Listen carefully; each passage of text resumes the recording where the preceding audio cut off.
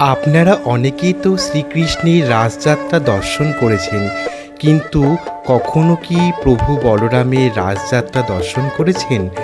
না দেখে থাকলে আজকের এই ভিডিওটা একদম শেষ পর্যন্ত দেখুন।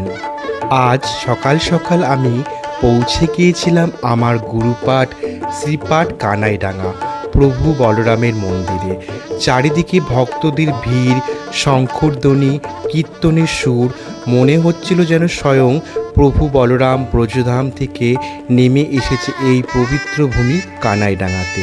চৈত্র পূর্ণিমার এই পবিত্র তিথিতে অনুষ্ঠিত হয় প্রভু বলরামের দিব্য রাসলীলা, যেখানে ভক্তি, প্রেম আর ঈশ্বরীয় আনন্দ একাকার হয়ে যায়। এই শ্রীপাঠের ইতিহাসও কিন্তু অসাধারণ।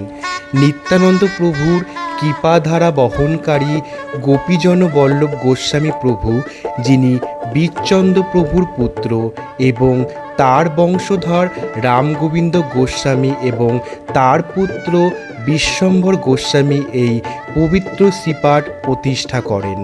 প্রথম জীবনে বিশ্বম্ভর গোস্বামী প্রভু নোতাতে বসবাস করতেন। একদিন রাজশাহীর পথে শিষ্যগৃহে তিনি দর্শন করেন শ্রীকৃষ্ণ বলরাম বিগ্রহের অপূর্ব সেবা। সেই রাতে ঘটে এক অলৌকিক ঘটনা।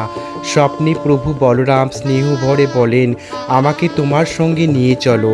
ভক্তের প্রতি ভগবানের এই অপার কৃপা।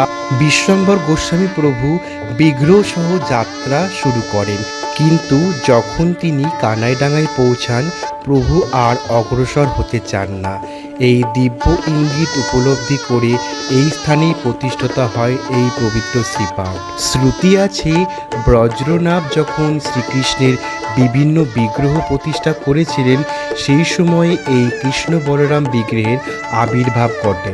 ইতিহাস বলে, মুসলিম আক্রমণের সময় বৃন্দাবন বিপর্যস্ত হলে এই শ্রী শ্রী কৃষ্ণ বলরাম বিগ্রহ প্রথমে রাজস্থানে, তারপর অবিভক্ত বাংলার রাজশাহীতে আগমন করেন